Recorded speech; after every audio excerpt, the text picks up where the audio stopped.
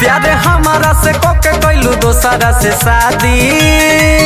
कहियो सोचलू ना फोनवा पर समाचार बता दे का करी बड़ी मजबूरी बा। प्यारे हमारा से कोके कैलू दोसरा से शादी कहियो सोचलू ना फोनवा पर समाचार बता दे ससुरा मिले आवतानी हमर फिकिर नइखे करे अरे पिटवई बका कि ना ना ना ना ना पहले राजा जी के जाए तो बाजार पहले भत्ता रुक जाए तो बाजार ना ना ना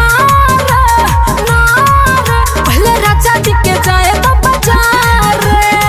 तनी सब्र करा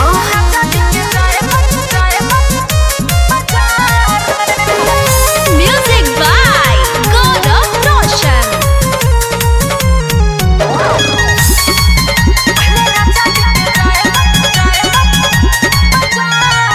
जब रोहनी कुंवर तब बात रहे दोसर अब का हो गइल हो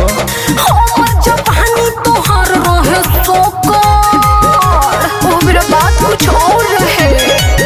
अरे बुझत ना बारू हमर मजबूरी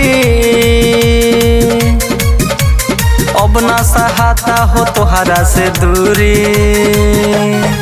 मिलेला हम पागल बानी रहतानी उघारे अरे तो बात काहे ने पूछो कि ना ना ना ना ना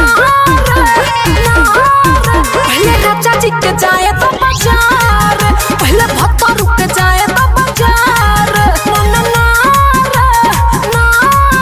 पहले राजा जी के जाए तो बाजार पहले राजा जी के जाए तो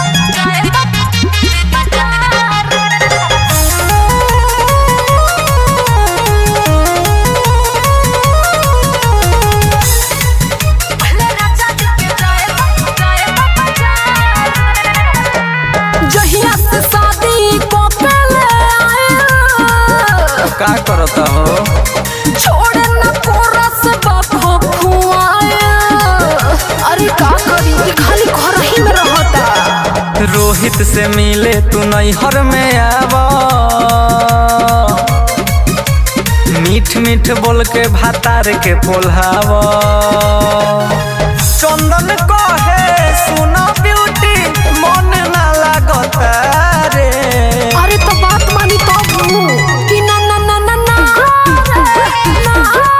पहले राजा जी के जाए तो बाजार पहले भत्ता रुक जाए तो बाजार ना ना ना